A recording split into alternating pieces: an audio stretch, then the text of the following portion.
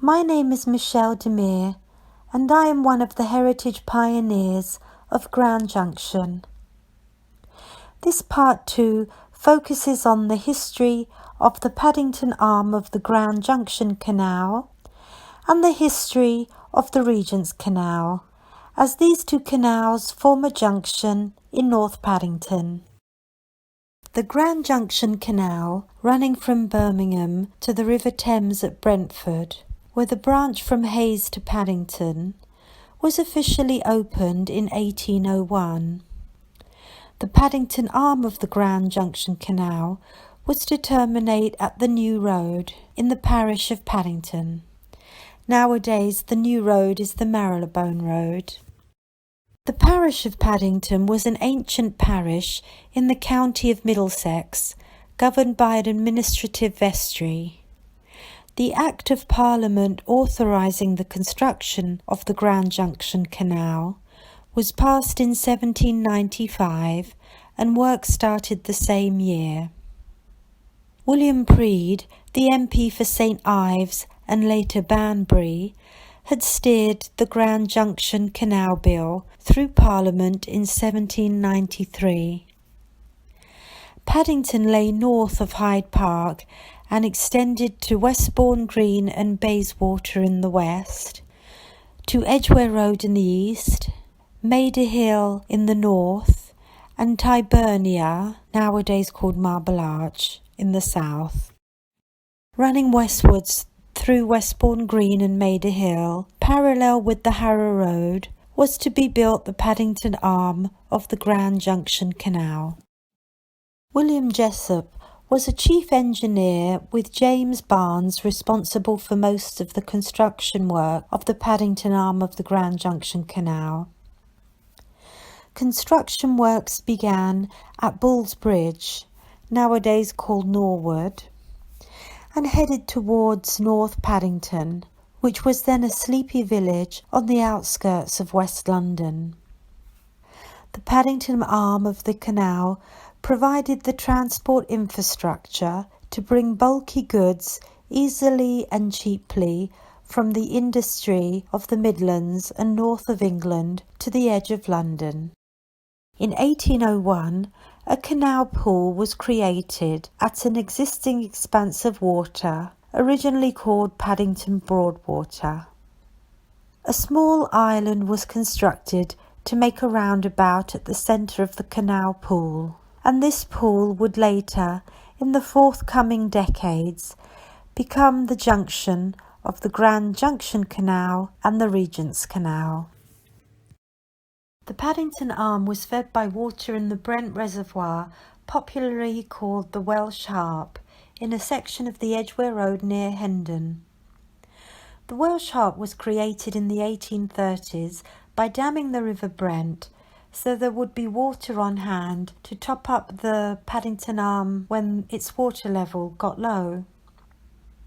The Grand Junction Waterworks Company was incorporated by an Act of 1811, and works at Paddington Basin consisted of the construction of 2 reservoirs filled with water from the Paddington Arm of the Grand Junction Canal by a main pipe from the Paddington Arm to the reservoirs at Paddington that no longer exist. The formation of the Regent's Canal.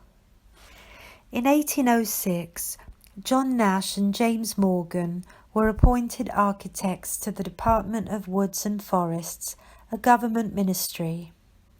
London was spreading rapidly, and more money could be made by building on the then Marylebone Park in the Forest of Middlesex, rather than by continuing to farm it. At the same time, the then Prince Regent wanted a new summer palace in North London, set in exclusive grounds, so farmland leases on Marylebone Park were not renewed. John Nash designed a plan for a new royal park, including a lake and a new royal residence.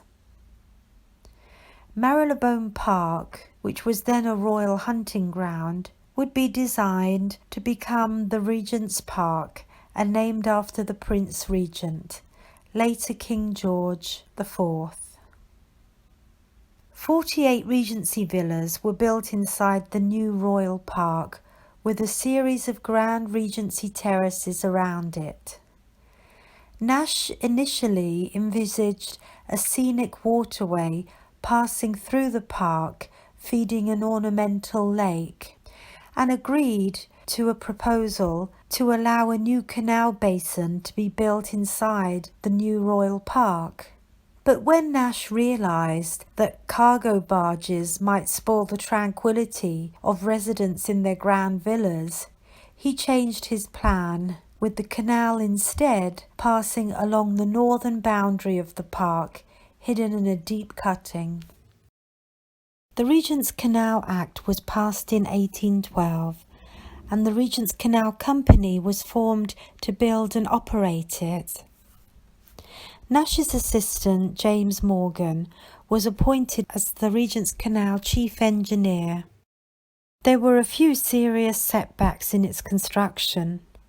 For example, the canal was short of water supplies, and it was necessary to dam the River Brent to create a reservoir to provide water for it. The Regent's Canal was officially opened in 2 stages, from Paddington to Camden in 1816 and the rest of the canal in 1820. At this time, the new road marked the boundary of the north-west suburbs of London. Areas north of the new road and west of the Edgware Road were still farmland, apart from the Grand Junction Canal that had 20 years earlier cut across Westbourne into North Paddington. Regency villas were built around the outer circle of the northern boundary of Regent's Park, the gardens of which sloped down towards the canal waterway route. Today, the Regent's Canal still passes by their trim gardens and Regency elegance on the borders of Regent's Park. The Regent's Canal conveyed both cargo barges and passenger boats through the new green corridor. From Warwick Avenue Bridge in the northeastern corner of the Paddington Broadwater Pool, the Regent's Canal left the new canal junction and passed along Bloomfield Road towards and underneath the Edgware Road via the Mayday Tunnel. Building a canal tunnel with a towpath inside it for a horse to walk through increased canal tunnel construction costs.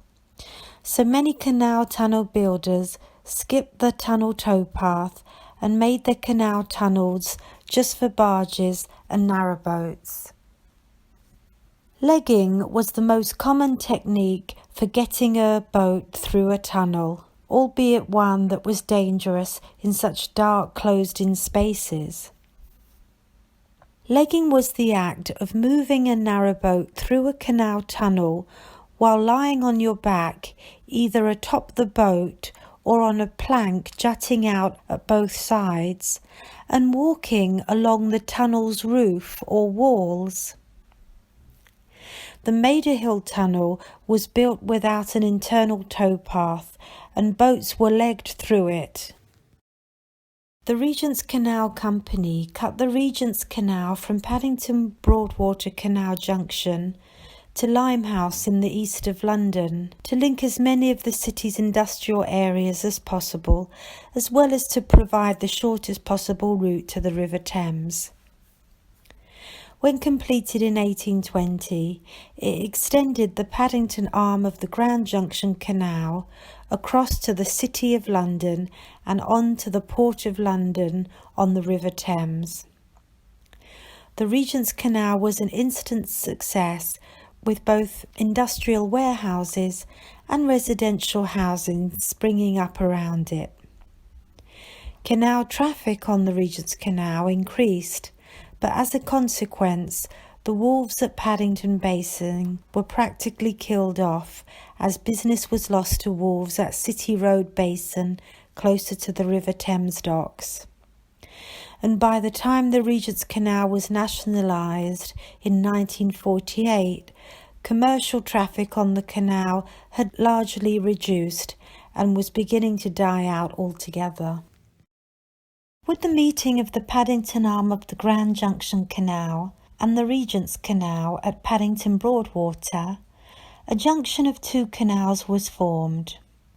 Or put another way, a junction of three canal waterway routes was created by the Paddington Arm of the Grand Junction Canal waterway route, the Regent's Canal waterway route, and the Paddington Canal waterway route into the Paddington Basin terminus. These three waterway routes formed a triangular-shaped canal junction.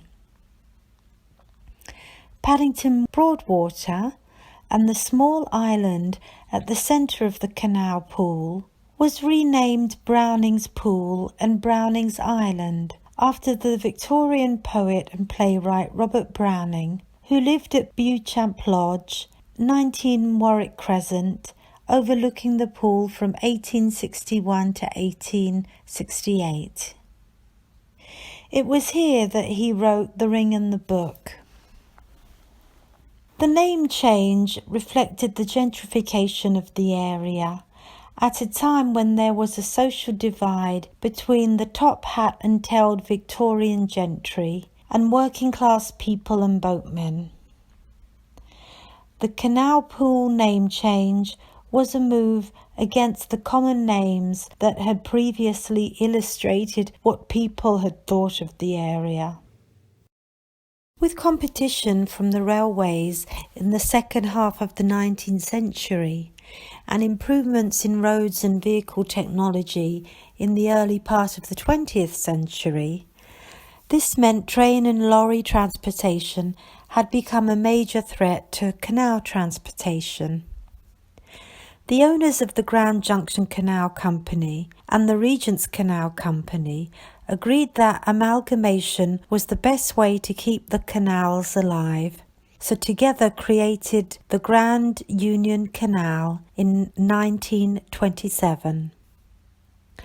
With this merger of canal companies, the Grand Union Canal Company became Britain's biggest waterways authority, with the longest canal in the UK at 286 miles long, linking Birmingham to London. The Paddington Arm courses through West London, connecting Paddington to the branch of the Grand Union Canal near Hayes. The First World War saw shortages of boat crews, and as steam and diesel progressively replaced the tow horse in the early years of the 20th century, cargo carrying by canal barge diminished from 1945. Boatmen were by now exchanging their demanding canal life for land-based employment that paid regular wages and provided a more comfortable home with access to schooling and welfare services for their families close at hand. The canal network remained busy until the 1960s, when the last cargoes of coal were delivered, ending nearly 2 centuries of carrying coal to London along the Grand Junction Canal. Following cessation of commercial traffic on the canal, the idea of filling in the canal and building a road instead was mooted. In February 1967, the Greater London Council decided to drop all proposals for infilling the canal. In the 21st century, a few people are doing their best to keep the tradition of canal-borne cargo carrying alive, but this is mostly one-off deliveries rather than regular trade. Canal enthusiasts are dedicated to restoring and refurbishing narrowboats, and steam-driven narrowboats are still seen on the canals. This brings me to the end of part 2 on the history of the junction and merger of the Grand Junction Canal and the Regent's Canal that together became the Grand Union Canal.